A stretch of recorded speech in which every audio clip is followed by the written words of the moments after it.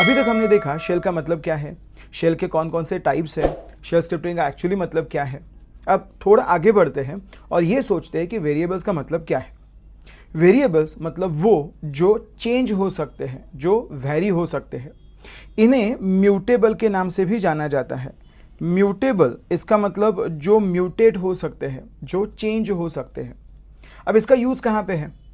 ऐसा अज्यूम करो कि मुझे एक छोटा सा प्रोग्राम लिखना है इंटरेस्ट कैलकुलेट करते समय। अब आपने देखा होगा कि इंटरेस्ट कैलकुलेट करने का फॉर्मूला सेम है। क्या चेंज होता है? फॉर एग्जांपल अगर मैं एक्स बैंक के पास जाऊं तो उनका रेट अलग है और वाई बैंक के पास जाऊं तो उनका रेट अलग है। तो चेंज क्या होगा? तो सिर्फ रेट चेंज होगा।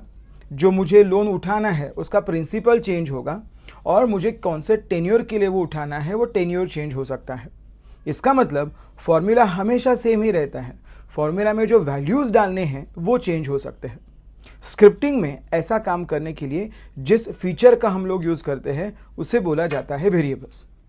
शेल स्क्रिप्टिंग में वेरिएबल्स को डिक्लेयर करना बहुत आसान है। आपको वेरिएबल का नाम लिखना है और उसका करंट वैल्यू क्या है वो उसके सामने बिना स्पेस दिए इक्वल टू के आगे और पीछे उसे डिक्लेयर करना है।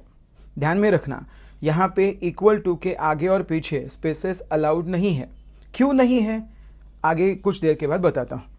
पहले इसे सिंपल तरीके से डिक्लेयर करके देखते हैं। यहाँ पे एक और वेरिएबल आपके सामने है, नाम है उसका एज और उसका करंट वैल्यू है 40। अब इसे वेरिएबल हम लोग इसलिए बोल रहे हैं कि आगे जाके मैं एज का वैल्यू अपडेट करके 42 भी कर सकता हूँ, क्योंकि वो वेरिएबल है, उसका वैल्यू चेंज हो सकता है। अब अगर मुझे उस वैल्यू को रीड करना है तो रीड करने के लिए उस वेरिएबल के पीछे डॉलर साइन लगा दो। डॉलर वेरिएबल नाम is the way to access the value of that variable. जब मैं वैल्यू बोल रहा हूं तो उसका मतलब उस वक्त जो वैल्यू है वो आपको रिटर्न की जाएगी। उसे अगर स्ट्रिंग में आपको लेना है तो काम वही करना है, सिर्फ डबल कोट के अंदर इसे लिखना जरूरी है। अगर ये सिंगल कोट के अंदर लिखते हो तो वहां पे डॉलर का इस्तेमाल नहीं किया जाता। सो इसीलिए मेक श्योर कि आप यहाँ पे डबल कोट का यूज करके डॉलर साइन से उस वेरिएबल का वैल्यू एक्सेस कर रहे हो। प्रैक्टिकली करके देख लेते हैं। चलो शुरुआत करते हैं प्रोग्राम 1 से। सो यहाँ पे आएगा मेरा प्रोग्राम 1.sh। इसके अंदर हम लोग शबांग हेडर से शुरुआत करने वाले हैं। So hash exclamation mark bin slash bash. पहले वेरिएबल को डिक्लेयर करते हैं। So this is variable declaration. Okay, variable को डिक्लेयर करना बहुत आसान है। शुरुआत करते हैं वेरिएबल के नेम से और उसके आगे आएगा उसका वैल्यू। इसके बाद इसे हम लोग प्रिंट करके देखते हैं।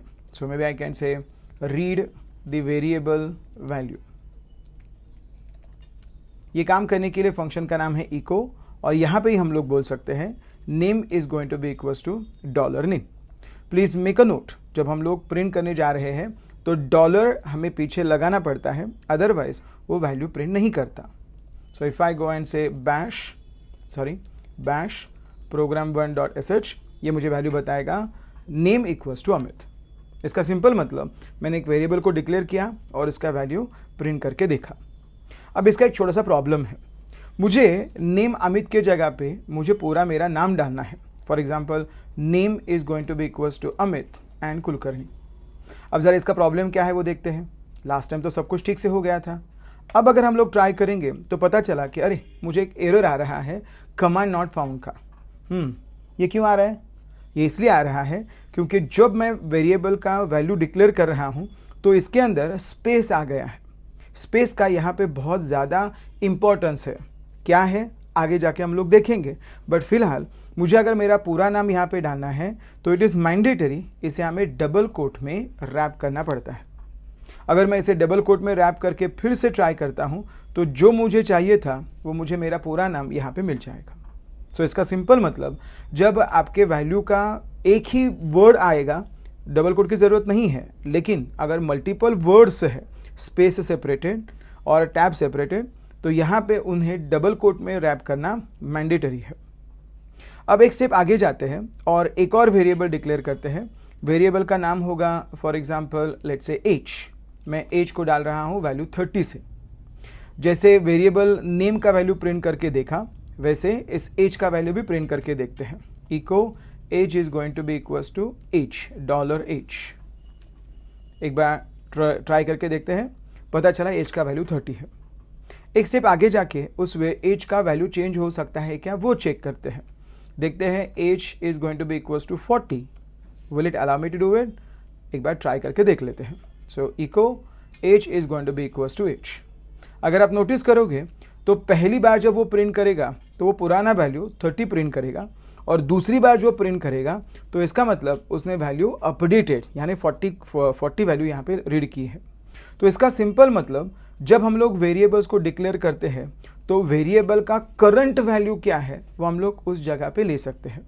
ये करने के लिए आपको वेरिएबल के पीछे डॉलर साइन देना जरूरी है।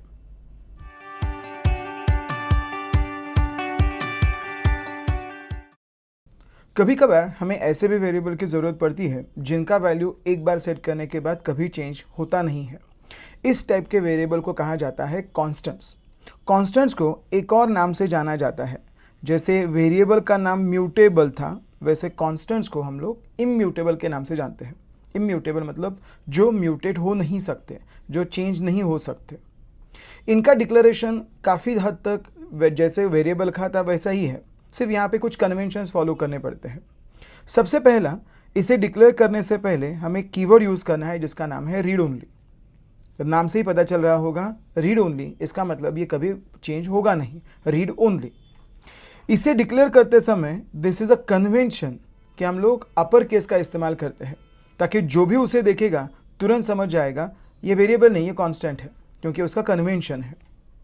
फिर से एक बार, इक्वल टू और उसका वैल्यू, जैसे वेरिएबल के लिए यूज़ किया था वैसे। जैसे वेरिएबल को रीड करने के लिए हमने डॉलर का यूज़ किया था, वैसे ही कॉन्स्टेंट्स को भी रीड करने के लिए डॉलर का ही यूज़ करना है। सो यहाँ पे वेरिएबल का रीड करने का जो सिंटैक्स है वो सेम है, वो वेरिएबल हो या कांस्टेंट हो। लेकिन जब उसे डिक्लेयर करना है तो वेरिएबल के लिए रीड होने की ज़रूरत नहीं है, कांस्टेंट के लिए उसकी ज़रूरत है। रादर मैं ऐसे बोल सकता हूँ, जो वेरिएबल का वैल्यू हमें चेंज करना है उसके लिए रीड ओनली नहीं डालना है, और जो वेरिएबल का वैल्यू चेंज नहीं करना है आगे जाके उसको डिक्लेयर करने से पहले रीड ओनली कीवर्ड का इस्तेमाल करना है। प्रैक्टिकली करके देख लेते हैं। मैं सेकंड प्रोग्राम में जा रहा हूँ। प्रोग्राम का नाम होगा program2.sh। इसके अंदर हम लोग कॉन्स्टेंट्स की बात कर रहे हैं। शुरुआत हमेशा शबांग हेडर से ही होगी, /bin/bash। इसके अंदर हम लोग पहले वेरिएबल को डिक्लेयर करते हैं जिसका वैल्यू कभी चेंज नहीं होगा। सो डिक्लेरेशन काफ़ी हद तक सिमिलर है। सो मैं बोल रहा हूँ कांस्टेंट डिक्लेरेशन। काम करने के लिए रीड ओनली नाम का कीवर्ड है, उसके बाद आपका जो वेरिएबल का नाम है, फॉर एग्जांपल पाई, और उसके आगे उसका वैल्यू, लेट्स से 3.14। पाई का वैल्यू कभी चेंज नहीं होगा, इसीलिए हम लोग उसे रीड ओनली डिक्लेयर कर रहे हैं। रीड करने का तरीका एग्जैक्टली सेम है। For example maybe I can say read constant value. काम करने के लिए इको, जो फंक्शन हम लोग यूज़ करते हैं कंसोल के ऊपर प्रिंट करने के लिए, और यहाँ पे लिखते हैं पाई का वैल्यू इक्वल्स टू $पाई। जब भी कोई शेल स्क्रिप्ट प्रोग्रामर इस स्टेटमेंट को देखेगा उसे तुरंत समझ में आएगा कि वो कांस्टेंट है, क्योंकि हमने उसका अपर केस का डिक्लेरेशन किया है। एक बार ट्राई करके देखते हैं। बैश program2.sh, इसमें पता चला कि पाई का वैल्यू 3.14 है। ये तो लास्ट टाइम भी आ रहा था। डिफरेंस क्या है? डिफरेंस यहाँ पे पता चल जाएगा। लास्ट टाइम एज का वैल्यू हमने चेंज करके देखा, वो हो भी गया। अब ज़रा पाई का वैल्यू चेंज करके देखते हैं। पाई इज इक्वल्स टू से 4.13, ऐसे में ट्राई करता हूँ। ये गलत है लेकिन हम लोग ट्राई करके देख लेते हैं। इफ़ आई से इको एंड से पाई का नया वैल्यू क्या है वो मुझे प्रिंट करने के लिए जाना है। एक बार ट्राई करके देखने में पता चलेगा पहले भी उसका वैल्यू 3.14 था, अभी भी उसका वैल्यू 3.14 ही है। तो स्टेटमेंट का क्या हुआ 4.13 का, वो एग्जीक्यूट नहीं हो पाया क्योंकि यहाँ पे मुझे एरर आया। तो आपने नोटिस किया कि जब आप वेरिएबल को जब कांस्टेंट डिक्लेयर करते हो, यानी रीड ओनली के साथ डिक्लेयर करते हो, तो उसका वैल्यू एक बार सेट होने के बाद कभी भी चेंज किया नहीं जा सकता। So it is a very simple difference between mutable and immutable is mutable can be updated, immutable cannot be updated.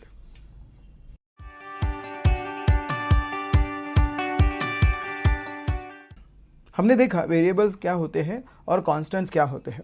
अब ज़रा ये समझ लेते हैं कि अगर मुझे स्क्रिप्टिंग करना है तो इसमें कौन कौन से बेस्ट प्रैक्टिसेस को फॉलो करना ज़रूरी है। सबसे इंपॉर्टेंट बात, यहाँ पे वेरिएबल्स आर केस सेंसिटिव।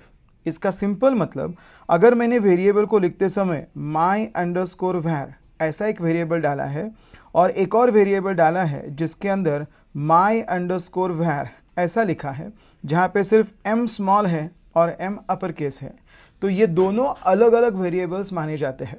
इसका मतलब इसके अंदर आप कुछ अलग वैल्यू डाल सकते हो, लेट्स से ABC, और इसके अंदर हम लोग कुछ अलग वैल्यू डाल सकते हैं XYZ।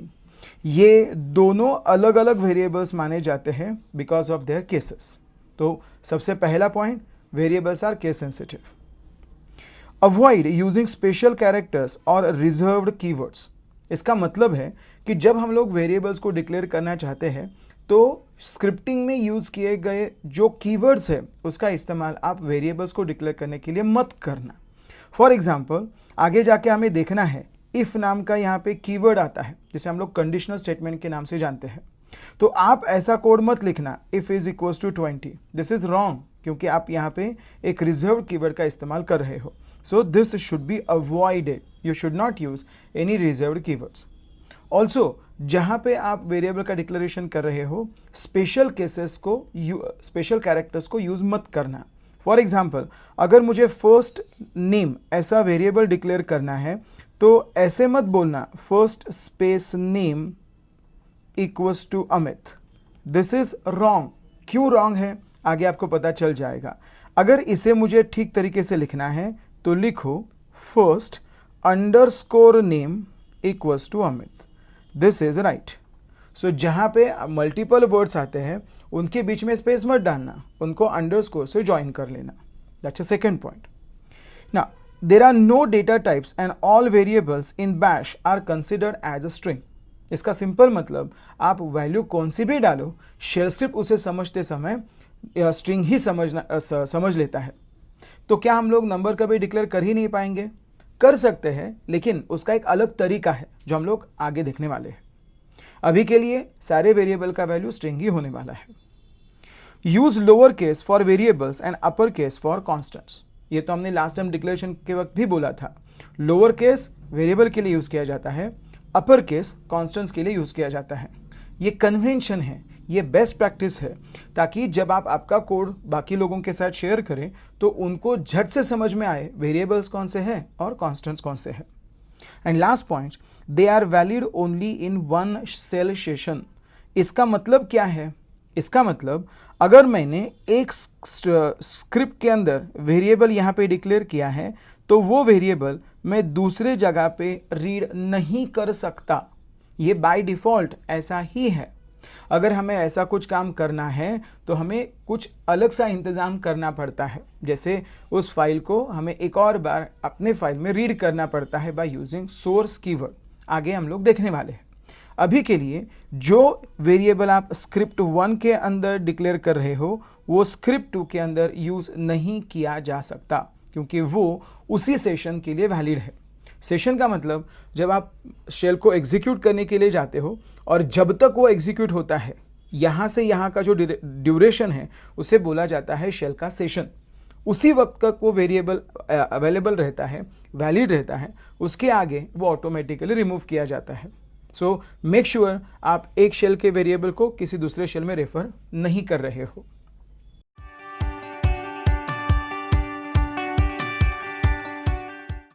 जैसे हम लोग हमारे लिए कुछ वेरिएबल्स बना रहे हैं, वैसे सिस्टम भी कुछ बाय डिफॉल्ट वेरिएबल्स उसके लिए रखती है। इन्हें जनरली कहा जाता है एनवायरनमेंट वेरिएबल्स।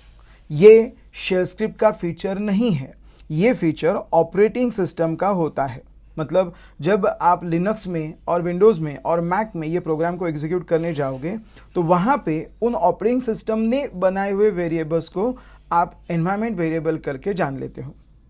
ये आपके लैंग्वेज और आपके प्रोग्राम के इंडिपेंडेंटली काम करता है। सिंपली इसका मतलब यह है कि जो वेरिएबल्स आपको मिलने वाले हैं वो एज इज ऑपरेटिंग सिस्टम आपको पास करता है। वो किसी भी लैंग्वेज में आप रीड कर सकते हो, कभी कभार उसे ओवरराइड कर सकते हो उसी प्रोग्राम के लिए, बट ये language independent, programming independent concept है। ये ऑपरेटिंग सिस्टम का फीचर है। ये ऑटोमेटिकली इनहेरिट किए जाते हैं पेरेंट प्रोसेस से चाइल्ड प्रोसेस तक। इसका मतलब अगर मैं एक प्रोसेस से दूसरे प्रोसेस में जाता हूं तो जो एनवायरमेंट वेरिएबल मेरे पेरेंट के पास है बाय डिफॉल्ट वो एनवायरमेंट वेरिएबल्स मेरे चाइल्ड प्रोसेस को पास किए जाते हैं। कुछ गिने चुने एग्जाम्पल बताता हूं। पहला है शेल। शेल का मतलब अभी मैं कौन सा शेल यूज कर रहा हूं उसका नाम। क्या मैंने SH का यूज किया है, बैश का यूज किया है, TSH का यूज किया है, K का किया है या ZSH का यूज किया है, ये मुझे बताएगा जब मैं डॉलर शेल का यूज कर रहा हूं तो। डॉलर यूजर, इसका मतलब कौन सा यूजर अभी लॉग्ड इन है उसका नाम। So current user name, current user name that's called as a user.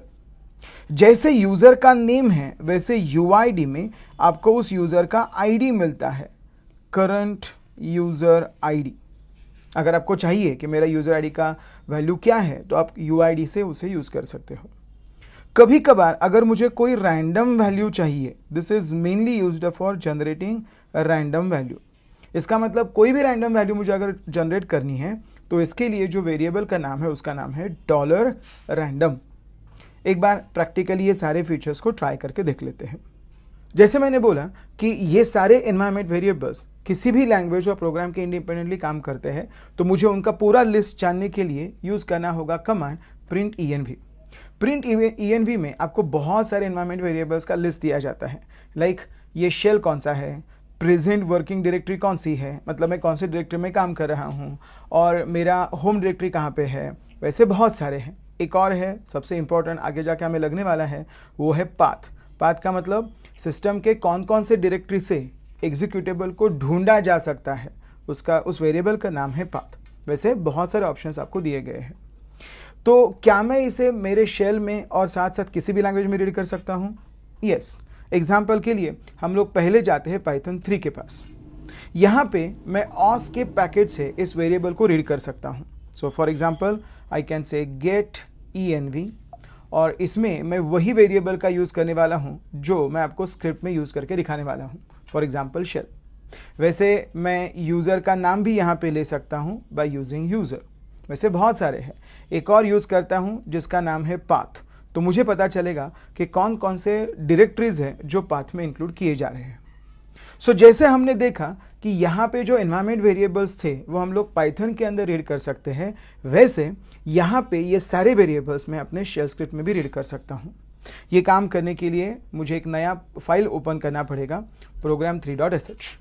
फिर से इसकी शुरुआत होगी शबांग हेडर से /bin/bash, और इसमें मैं कुछ एनवायरमेंट वेरिएबल्स को रीड करने वाला हूँ। Read env variables. बहुत सिंपल एग्जाम्पल ट्राई करते हैं। मेरे करंट यूज़र का नाम क्या है? यूज़ कर सकते हैं डॉलर यूज़र। इसके साथ साथ वो यूज़र कौन सा शेल यूज़ कर रहा है, maybe I can say current shell use कर सकते हैं बाय सेइंग डॉलर शेल। इसके साथ साथ मुझे करंट यूज़र का आईडी भी चाहिए, current user ID which is $UID। और साथ साथ मुझे ये भी चेक करना है कि वो कौन से पाथ को रिप्रेजेंट कर रहा है। So current path, dollar path, ये कौन कौन से सिस्टम के डायरेक्टरीज को बाय डिफॉल्ट जान सकता है।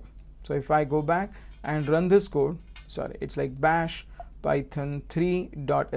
program3.sh, और यहाँ पे हमें पता चलेगा मेरे करंट यूज़र का नाम है वेग्रेंट, जो हमने लास्ट टाइम प्रिंट env के अंदर भी देखा था। उस यूज़र का आईडी है 1000। वो यूज़र यूज़ कर रहा है by default as a bash, और ये मेरे सारे डायरेक्टरीज हैं जो बाय डिफ़ॉल्ट सिस्टम पहचान सकता है। वैसे आपने अगर नोटिस किया तो प्रिंट env के अंदर ढेर सारे वेरिएबल्स ऑलरेडी दिए गए हैं। इसमें से आप सभी का इस्तेमाल आपके प्रोग्राम में कर सकते हो। ये काम करने के लिए आपने अगर नोटिस किया होगा तो सारे एनवायरमेंट वेरिएबल का केस अपर केस है। वो एक तरीके से हम लोग कांस्टेंट डिक्लेयर कर सकते हैं और कांस्टेंट समझ सकते हैं। तो क्या मैं उसका वैल्यू अपडेट नहीं कर सकता? इनमें से कोई वेरिएबल का वैल्यू आप टेम्पररी चेंज कर सकते हो, बट परमानेंटली चेंज नहीं किया जाता। अगर मुझे खुद का एक एनवायरमेंट वेरिएबल डिक्लेयर करना है तो सिस्टम आपको एक्सपोर्ट नाम का एक कीवर्ड देती है। तो मैं बोल सकता हूं export my env variable is going to be equals to say 20। Example के लिए मैं 20 डालता हूं। तो क्या मैं इसे पाइथन में और मेरे बैस्केट में रीड कर सकता हूं? जरूर। अगर मैं यहां पे यूज करता हूं फिर से पाइथन 3, फिर से एक बार os.getEnv और इसका नाम डालते हैं myenv वेरिएबल। इसमें मुझे वैल्यू मिल जाएगा 20। ओके, क्या मैं उसे स्क्रिप्ट में रीड कर सकता हूं? जरूर। अगर हम लोग जाएंगे और बोलेंगे प्रोग्राम 3.sh और इसके अंदर ट्राई करेंगे से echo myenv variable is going to be equals to $myenv variable. अगर आप नोटिस करोगे तो यहां पे भी मुझे वही वैल्यू मिलेगी जो मुझे ऊपर दिख रही थी। So this is value equals to 20। लेकिन अगर मैं इस वेरिएबल को इस शेल को एग्जिट करके नया शेल ओपन करता हूं तो वहां पे मुझे वो वैल्यू नहीं मिलेगी, क्योंकि ये उसी सेशन तक सीमित है।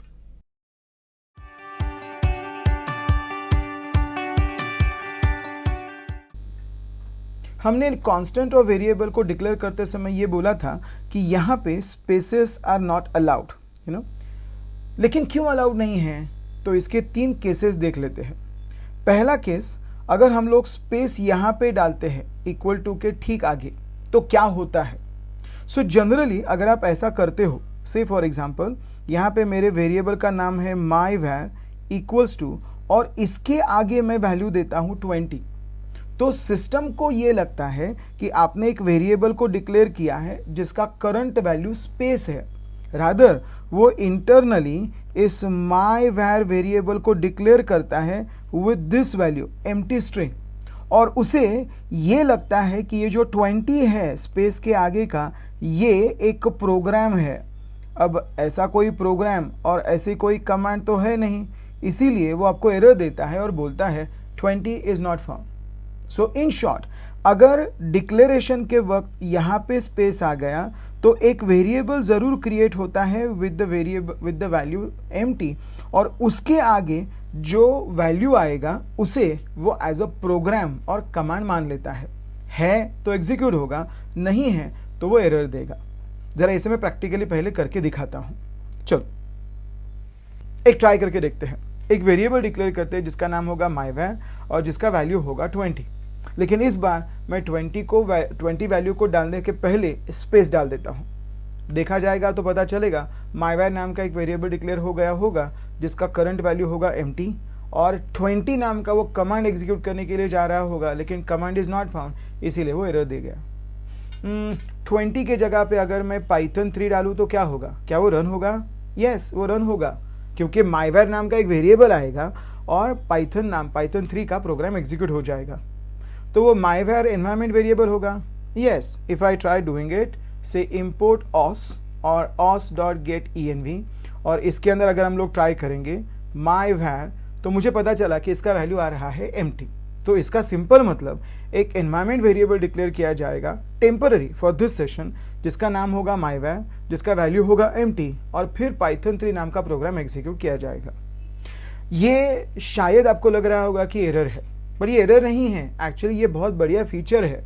जब आप शेल स्क्रिप्ट के अंदर वेरिएबल को डिक्लेयर करते समय इक्वल टू के आगे स्पेस डालते हो तो ये माना जाता है कि आप वो प्रोग्राम एग्जीक्यूट करने जा रहे हो जो स्पेस के बाद आपने लिखा है, और इस वेरिएबल को आप उसे पास करना चाहते हो।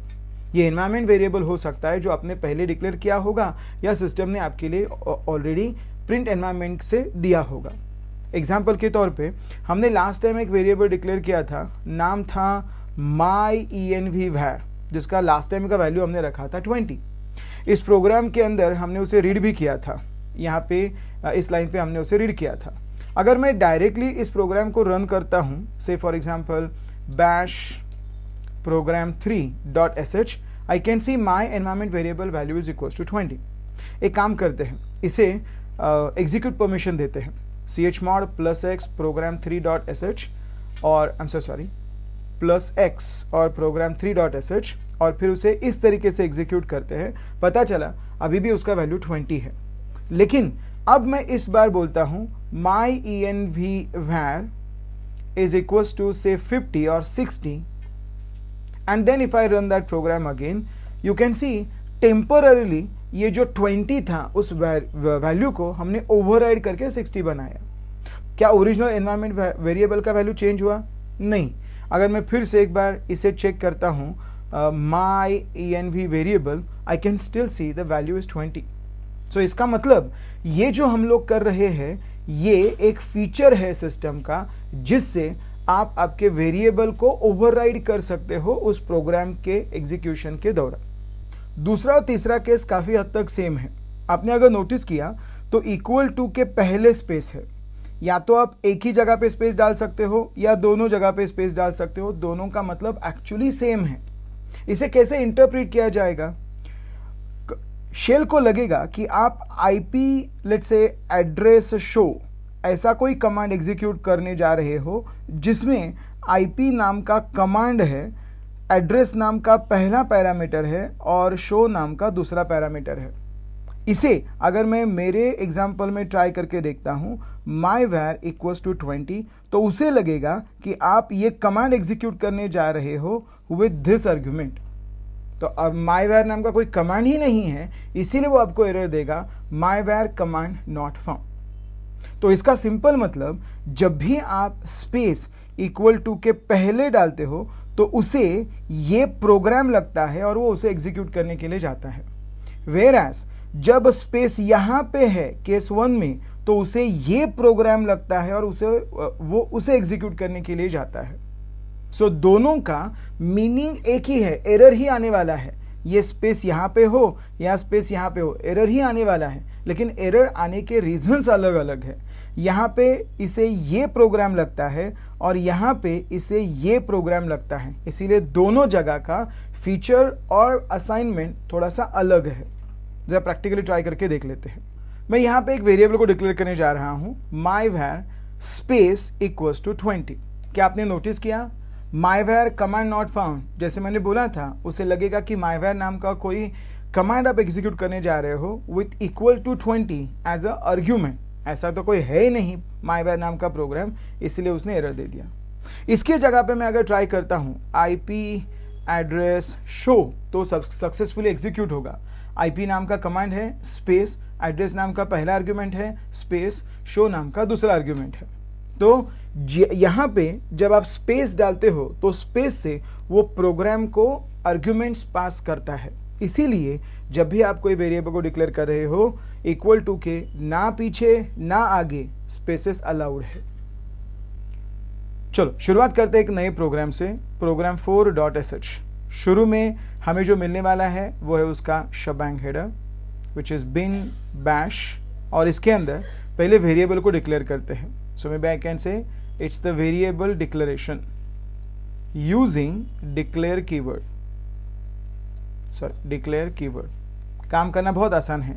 डिक्लेयर वेरिएबल का नाम, let's say myvar equals to value 20। जरा प्रिंट करते हैं myvar इक्वल्स टू $myvar। ये वेरिएबल है क्या, ये जानने के लिए उस वेरिएबल के वैल्यू को चेंज करके देखते हैं। myvar इक्वल्स टू 40, फिर से एक बार echo myvar equals to $myvar। अगर ये वैल्यू चेंज हो गई तो इसका मतलब ये एक वेरिएबल है, अदरवाइज ये कांस्टेंट है। अगर हम लोग वेरिएबल के वैल्यूज को पढ़ते हैं, पहला 20 था, बाद में 40 हो गया, इसका सिंपल मतलब ये वेरिएबल है। तो वेरिएबल को डिक्लेयर करने के लिए डिक्लेयर इज ऑप्शनल, नहीं किया कुछ फर्क नहीं पड़ेगा, वो by default variable he declare हो जाएगा। अब जरा सेकंड केस में आते हैं। इसके नीचे इको एक लाइन डाल देते हैं और उसके नीचे हम लोग कांस्टेंट डिक्लेरेशन को चेक करते हैं। Constant declaration using declare keyword. Okay, काम करना ऑलमोस्ट सिमिलर है। मैं बोलता हूँ डिक्लेयर पाई इक्वल्स टू 3.14, लेकिन आपने अगर ऑब्जर्व किया तो पाई इक्वल्स टू 3.14 करके हम लोग उसे वेरिएबल डिक्लेयर कर रहे हैं। कांस्टेंट को डिक्लेयर करने के लिए हमें रीड ओनली चाहिए, तो रीड ओनली के लिए ऑप्शन है -r। अगर हम लोग इसे प्रिंट करते हैं, बोलते हैं इको पाइज वैल्यू इज $पाई, फिर से एक बार ट्राई करके देखते हैं चेंज करने के लिए 5.67 और फिर से एक बार उसे प्रिंट करके चेक करते हैं pi's value is going to be equals to $पाई। ओके, अगर आप नोटिस करेंगे तो पता चला इसका वैल्यू पहले भी 3.14 था, अभी भी 3.14 है, और यहाँ पे मुझे एरर आ गया है। सिंपल मतलब कांस्टेंट को चेंज किया नहीं जा सकता, सो इसका मतलब ये कांस्टेंट डिक्लेयर हो चुका है। अब जरा एक स्टेप आगे जाते हैं, इस बार मुझे एक इंटीजर डिक्लेयर करना है। So maybe I can say declare an integer using declare keyword. वैसे बिना डिक्लेयर कीवर्ड से हम लोग इंटीजर डिक्लेयर कर नहीं सकते। So maybe I can say declare -i my val और माई वैल्यू इक्वल्स टू, हम लोग यहाँ पे अगर 20 लिखेंगे तो ये बाय डिफॉल्ट इंटीजर में ही जाएगा। मैं एग्जांपल एक और देता हूँ, पहले इसे प्रिंट करके दिखाता हूँ। My value is going to be equals to $माई वैल्यू। ओके, इसे एक बार एग्जीक्यूट करके देखते हैं। माई वैल्यू आ गई है 20। वंडरफुल। एक काम करते हैं, इसे ज़रा सेपरेट करते हैं ताकि हमें पता चलेगा कि हम लोग नेक्स्ट सेक्शन में आ गए हैं। ओके, ज़रा ट्राई करके देखते हैं इसमें एक और वैल्यू सेट करने के लिए। माई वैल्यू इक्वल्स टू 10 + 10 और प्रिंट करके देखते हैं। माई वैल्यू इक्वल्स टू $माई वैल्यू। अगर आप नोटिस करोगे तो क्योंकि मैंने उसे -i डिक्लेयर किया था, बाय डिफॉल्ट 10 + 10 20 करके आ जाएगा। तो क्या ये नॉर्मली नहीं हो सकता? नहीं हो सकता। नॉर्मली ये स्ट्रिंग करके कंसिडर करता है। इसका मतलब अगर आप नोटिस करोगे माई वैल्यू 2, मैं अगर दूसरा एग्जीक्यूट करने के लिए जा रहा हूँ, डिक्लेयर करने के लिए जा रहा हूँ विद द सेम वैल्यू 10 + 10, ज़रा चेक करना क्या मिलता है। माई वैल्यू 2 इक्वल्स टू $माई वैल्यू 2। सो ये काम करना, अगर आपने नोटिस किया तो ये काम करना, इसका मतलब ये स्ट्रिंग को डिक्लेयर करना होता है। सो -i will declare it as a integer. तो आप वहाँ पे कैलकुलेट करके डायरेक्ट वैल्यू को भी स्टोर कर सकते हो। अल्टीमेटली उसका वैल्यू इंटीजर ही होने वाला है। ये उन दोनों का बिगेस्ट डिफरेंस है। अब एक स्टेप आगे जाते हैं और यहाँ पे ट्राई करते हैं using -l। So store lower case value. इसका मतलब मैं यहाँ पे डालता हूँ declare -l, let's say name equals to, और डालते समय मैं सारे अपर केस वैल्यूज डाल रहा हूँ, सारे अपर केस कैरेक्टर्स डाल रहा हूँ। ज़रा ट्राई करके देखते हैं कि इसका वैल्यू क्या स्टोर हो गया है। Name is going to be equals to $name. अगर आप नोटिस करोगे, भले ही मैंने सारे अपर केस कैरेक्टर दिए, इसने स्टोर करते समय सभी लोअर केस में स्टोर किए। इन शॉर्ट, अगर हमें सारे वेरिएबल्स, अगर हमें सारे कैरेक्टर्स को और सारे वैल्यू को लोअर केस में स्टोर करना है तो you can use something like -l। Lastly if I look at the declare -p, मैं डायरेक्टली यहाँ पे ही करता हूँ, तो मुझे यहाँ पे पूरे वेरिएबल्स का लिस्ट मिल जाएगा। अगर आपने नोटिस किया, बहुत सारे एनवायरमेंट वेरिएबल्स है जिनको डिक्लेयर करने के लिए यहाँ पे -x का इस्तेमाल किया है। Like declare -x my env var equals to 20, जो हमने लास्ट टाइम किया था वो। ऊपर जाके फिर से और चेक कर सकते हैं। यहाँ पे आ रहा है -x होम, फिर से एक बार, x का मतलब होता है ये ग्लोबल वेरिएबल, ये एनवायरमेंट वेरिएबल है। -r का मतलब, -i का मतलब है ये इंटीजर है, और r का मतलब है ये रीड ओनली है। इसका मतलब EUID that is user ID, ये एक कांस्टेंट है, at the same time at the same time integer value है। अगर आपने नोटिस किया, वैसे बहुत सारे ऑप्शंस यहाँ पे यूज किए गए हैं। तो जो आप वेरिएबल्स को यूज करने वाले हो इंटरनली, उसे डिक्लेयर करने के लिए सारे पैरामीटर्स का इस्तेमाल किया जाता है।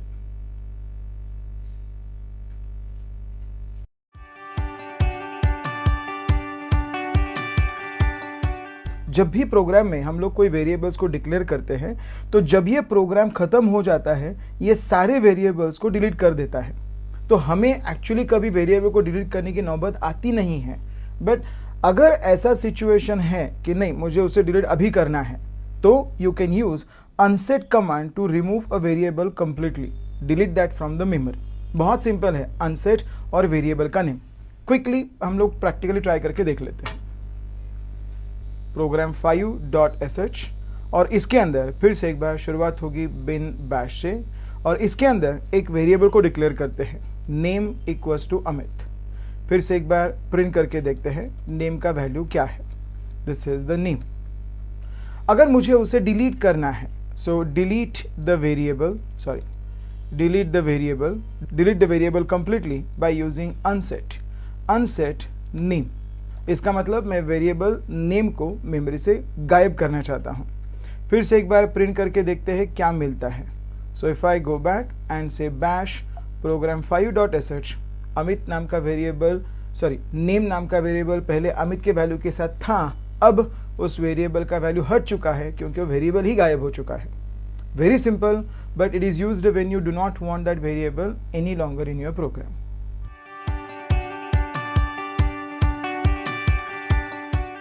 अभी तक जितने वेरिएबल्स हमने डिक्लेयर किए थे उन सभी का वैल्यू हार्ड कोड किया था। अब पहली बार हम लोग यूजर से कुछ वैल्यूज को रीड करने वाले हैं। ये काम करने के लिए शेल आपको एक फंक्शन देता है जिसका नाम है रीड।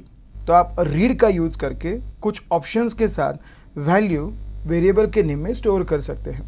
वैसे बहुत सारे ऑप्शंस हैं, कुछ गिने चुने और popular options.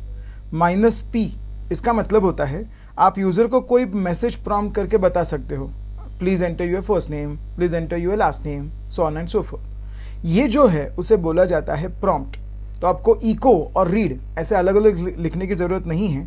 You can use input -p message and variable का नाम। बहुत आसान है। -d वैसे देखा जाए तो बाय डिफॉल्ट एंटर और न्यू लाइन कैरेक्टर को कंसोल मान लेता है कि ये आपका एंड ऑफ स्ट्रिंग है। लेकिन अगर आपको स्लैश n के बजाय कोई और डिलिमीटर सेट करना है तो -d का इस्तेमाल किया जाता है। इसका मतलब अगर मैंने बोला -d एज अ डॉट, तो इसका मतलब जब तक डॉट नहीं आएगा तब तक उसे पता नहीं लगेगा कि आपका स्ट्रिंग एंड हो चुका है। That's a delimiter. And lastly -s, it is used for hiding the input values. आपने अगर नोटिस किया होगा लिनक्स में पासवर्ड को इनपुट करते समय आपको कुछ दिखता ही नहीं है कौन से कैरेक्टर्स इनपुट किए जा रहे हैं। ये काम करने के लिए आप रीड के साथ -s का इस्तेमाल कर सकते हो। बहुत आसान है, एक बार प्रैक्टिकली ट्राई करके देख लेते हैं। चलो एक नया प्रोग्राम शुरू करते हैं, program6.sh। इसके अंदर शुरुआत होगी फिर से बिन बैश अपने शबैंग हेडर से। यहाँ पे यूजर से first name, last name, maybe age और पासवर्ड, ऐसे 4 इनपुट्स मांगते हैं। सो ये काम करने के लिए read -p enter first name. So यहाँ पे यूजर जो फर्स्ट नेम एंटर करेगा वो मैं स्टोर करना चाहता हूँ फर्स्ट नेम नाम के वेरिएबल के अंदर। फिर से read -p enter last name, और ये स्टोर करने के लिए हम लोग यूज करेंगे last name. Maybe one more -p enter age, ये स्टोर करने के लिए एज नाम का वेरिएबल यूज करते हैं। एंड -p एंटर पासवर्ड, और ये स्टोर करने के लिए यूज करते हैं पासवर्ड नाम का एक वेरिएबल। सो आपने यहाँ पे चेक किया होगा तो हमने 4 वेरिएबल्स को डिक्लेयर किया है, first name, last name, age और पासवर्ड। चारों को प्रिंट करते हैं।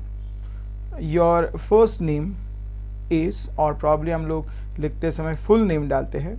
Your full name is maybe $first name space $last name. इसके साथ साथ your age is $age and echo your password is $password. अब जरा चेक करके देखते हैं क्या होता है। इसे रन करने के लिए बैश program6.sh, ये मुझे पूछेगा तेरा फर्स्ट नेम क्या है, let's say Amit, last name क्या है, लेट्स से कुलकर्णी, एज क्या है, लेट्स से 42, पासवर्ड क्या है, maybe I can say test. Oh, password दिख रहा है। एक्चुअली मुझे पासवर्ड यूज़र को दिखाना नहीं है। ये काम करने के लिए हम लोग बोल सकते हैं vim program6.sh, और पासवर्ड का इनपुट लेते समय वी कैन पास -s। यहाँ पे जाके बोल सकते हैं -s। s का मतलब है you want to hide it, secure. फिर से एक बार रन करते हैं. मे बी आई कैन से Amit, let's say Kulkarni, age is 20 and enter password. This time I am entering password but you are not able to see it. If I say enter, नीचे आपको दिख रहा है कि मैंने यहाँ पे पासवर्ड प्रिंट किया, सॉरी पासवर्ड एंटर किया था, पासवर्ड था टेस्ट. सो इसका मतलब जब भी आपको यूज़र से इनपुट लेते समय मास्क करना है, हाइड करना है, तो इसके लिए यूज़ किया जाता है -s.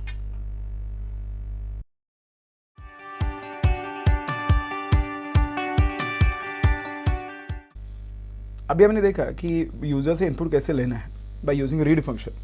अब हम लोग ये देखते हैं कि अगर मुझे फाइल का कंटेंट रीड करना है तो वो कैसे करना होगा. ये काम करना बहुत आसान है. ये काम करने के लिए आपको कैट नाम का कमांड यूज़ करना है और इसे फाइल का नाम देना है. Cat is mainly used for reading the contents of a file. जब आप शेल स्क्रिप्ट में किसी भी कमांड का आउटपुट किसी वेरिएबल में स्टोर करना चाहते हो तो ये काम करने के लिए सिंटैक्स कुछ ऐसा है. यहाँ पे आएगा var नेम, जहाँ पे आप वेरिएबल क्रिएट कर रहे हो. इसे डॉलर और पैरेंथेसिस के अंदर जो कमांड आप डालोगे उस कमांड का आउटपुट आपको इस var नेम के अंदर स्टोर किया मिल जाएगा. वही टेक्निक यूज़ करके हम लोग कैट के कमांड का यूज़ करके file.txt का कंटेंट रीड कर रहे हैं और वो कंटेंट्स के अंदर स्टोर कर रहे हैं. ये उसका एक तरीका है. देयर इज अनदर वे करना वही है, डॉलर पैरेंथेसिस के अंदर ही काम करना है.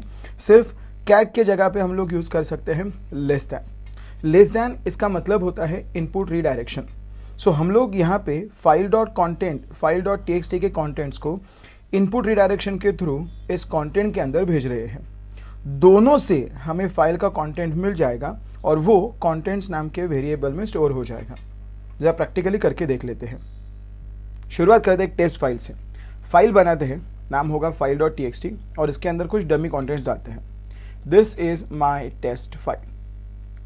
यही कंटेंट है, मुझे रीड करना है मेरे प्रोग्राम के अंदर. ये काम करने के लिए एक नया फाइल बनाते हैं, program 7.sh. शुरुआत करते हैं एज यूजुअल शबैंग हेडर से, /bin/bash और फाइल के कंटेंट को रीड करने के लिए यूज करते हैं let's say contents equals to, again spaces are not allowed, dollar parenthesis cat और फाइल का नाम file.txt. आने वाले कंटेंट्स को कंसोल पे प्रिंट करने के लिए इको का यूज करते हैं और बोलते हैं डॉलर कंटेंट्स. जरा देखते हैं कि ये मेरे कंटेंट्स को रीड कर पाता है क्या.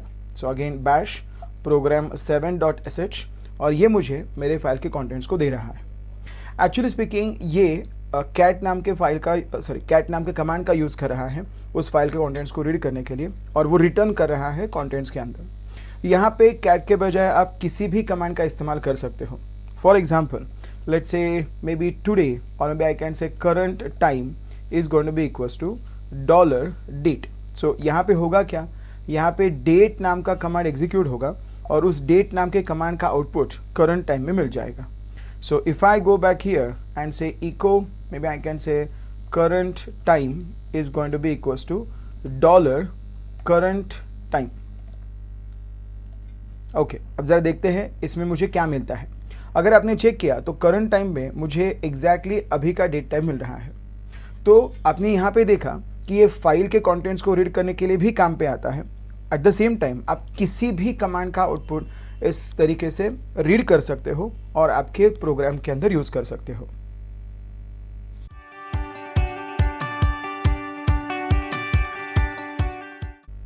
जो कुछ भी हमने सीखा इसके ऊपर एक छोटा सा प्रोग्राम बनाते हैं. इस प्रोग्राम में मुझे यूज़र से नेम चाहिए, एड्रेस चाहिए, एज चाहिए और ईमेल चाहिए. बट ये मुझे ऐसे ही नहीं प्रिंट करना है, यहाँ पे मुझे इसे डिफरेंट कलर में प्रिंट करना है. फॉर एग्जाम्पल मैं वैल्यूज़ को प्रिंट करने के लिए ग्रीन कलर का इस्तेमाल करना चाहता हूँ. अब ये थोड़ा सा अलग है जैसे हमने किया था. ज़रा ट्राई करके देखते हैं किस तरीके से किया जा सकता है. शुरुआत करते हैं एक नए प्रोग्राम से, विम program 8.sh. इसके अंदर फिर से एक बार शबैंग हेडर डालते हैं, bin/bash और फिर यहाँ से आगे हमें यूज़र का इनपुट लेना है. सो रीड नाम का फंक्शन हमने पहले भी देखा है, -p एंटर योर नेम. यहाँ पे यूज़र का नेम नाम के वेरिएबल में इनपुट कर लेते हैं.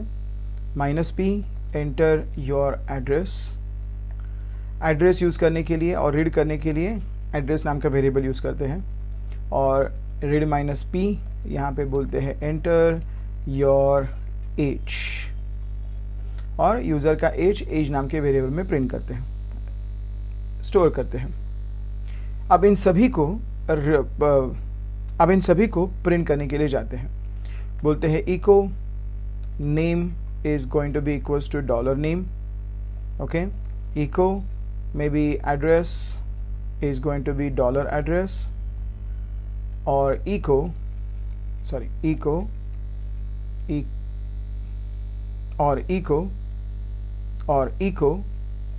age is going to be equals to $h। ज़रा ट्राई करके देखते हैं। सो प्रोग्राम को एग्जीक्यूट करते हैं। प्रोग्राम 8.sh नाम पूछ रहा है, देन एड्रेस और देन एज, लेट्स से 30। ये सभी वैल्यूज़ तो मुझे मिल गए, लेकिन ये सभी वैल्यूज़ वाइट कलर में हैं। मुझे एक्चुअली ग्रीन कलर का यूज़ करना है। अब वो कैसे करेंगे? ये काम करने के लिए हमें देखना होगा कि टीपुट कमांड कैसे यूज़ कर सकते हैं। अगर हम लोग टीपुट का डॉक्यूमेंटेशन पढ़ते हैं तो पता चला कि टीपुट के अंदर बहुत सारे पैरामीटर सेट करके आप टर्मिनल को अट्रैक्टिव बना सकते हैं। अगर आप यहाँ पे चेक करेंगे तो पता चला कि यहाँ पे इतने सारे पैरामीटर्स है। आप कलर सेट कर सकते हो, लाइन सेट कर सकते हो, कॉलम सेट कर सकते हो, बहुत सारी चीज़ें यहाँ पे दी गई है। मुझे अभी फ़िलहाल इंटरेस्ट है वो है कलर्स में। कलर्स इसका यूज़ करके मुझे सेट करने हैं 1 of the 9 कलर्स। अगर मैं नीचे डॉक्यूमेंटेशन को पढ़ता हूँ तो पता चला इसमें 0 से लेके 9 तक ऑप्शन से हैं कलर को सेट करने के लिए, जहाँ पे 0 का मतलब है ब्लैक, 1 का मतलब है red, so on and so fourth, 9 का मतलब है डिफ़ॉल्ट कलर। मुझे ग्रीन कलर का यूज़ करना है तो मैं यूज़ करूँगा वैल्यू 2। ज़रा देखते हैं कैसे करना है।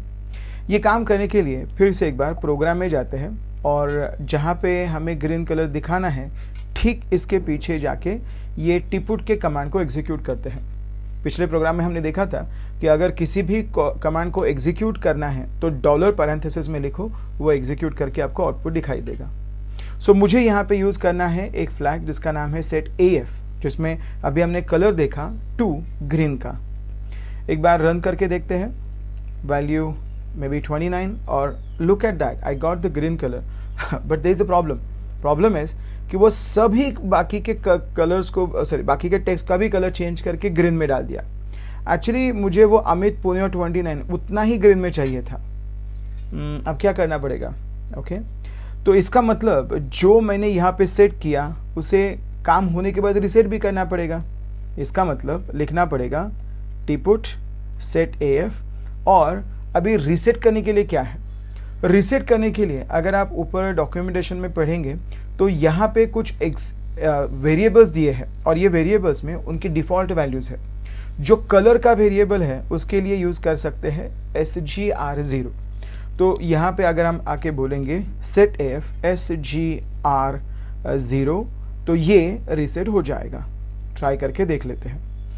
Amit again Pune 29 and I can see that, wow look at that, only Amit is in green, बाकी सब कुछ जैसे नॉर्मल कलर में है वैसा ही है। अब जो मैंने नेम के लिए किया वही मुझे एड्रेस और एज के लिए करना होगा, यानी ऊपर से नीचे कॉपी करते जाना होगा। लेकिन अगर हम ये आज कॉपी करेंगे और कल मुझे लेट्स से ग्रीन के जगह पे रेड का कलर यूज़ करना है तो हर एक जगह पे जाके मुझे वो 2 का लेट्स से 3 और 1 जो कोई भी आपको कलर कोड चाहिए उसके साथ सेट करना पड़ेगा। इससे अच्छा हम लोग एक वेरिएबल बनाते हैं। यहाँ पे बोलते हैं से सेट कलर, जो चाहिए वो आप कलर यहाँ पे डाल दो। ये काम करने के लिए मैं बोलता हूँ टीपुट, वही जो नीचे किया था, सेट AF और अभी कलर में यूज़ कर रहा हूँ 2।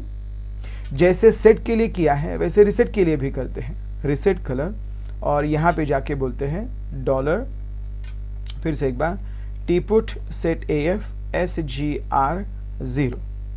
Very good, it's not tput, it's a tput. Okay, so that's it. अब यहाँ पे यूज़ करते हैं अपना वो वेरिएबल का नाम। It's like dollar set colour, फिर से एक बार यहाँ पे आके बोलते हैं डॉलर रीसेट कलर। पहले चेक करते ये होता है क्या। फिर से एक बार प्रोग्राम को रन करते हैं। Input maybe I can say value and voila it works, right. अगर ये यहाँ पे वर्क हो गया तो इसका मतलब तो वही कोड मुझे नीचे डालना होगा। बोल सकते हैं डॉलर सेट कलर प्रिंट करते हैं एड्रेस का वैल्यू और फिर से एक बार डॉलर रीसेट कलर। सेम यहाँ पे जाके करते हैं डॉलर सेट कलर और फिर से एक बार डॉलर रीसेट कलर। अगर पढ़ना मुश्किल होगा नो प्रॉब्लम, मैं यहाँ पे स्पेसेस डाल देता हूँ ताकि मुझे पता चले कि वो कहाँ पे शुरू हो रहा है और कहाँ पे एंड हो रहा है। वैसे यहाँ पे स्पेसेस देना कोई मैंडेटरी नहीं है, लेकिन रीडेबिलिटी के वजह से आप ऐसा काम कर सकते हो। प्रोग्राम 8.sh एंटर करते हैं Amit Pune 29 and boom, look at that, I got output which I was expecting. Amit Pune और 29 इज इन ग्रीन, बाकी सब कुछ वाइट में है, काम ठीक से हो रहा है।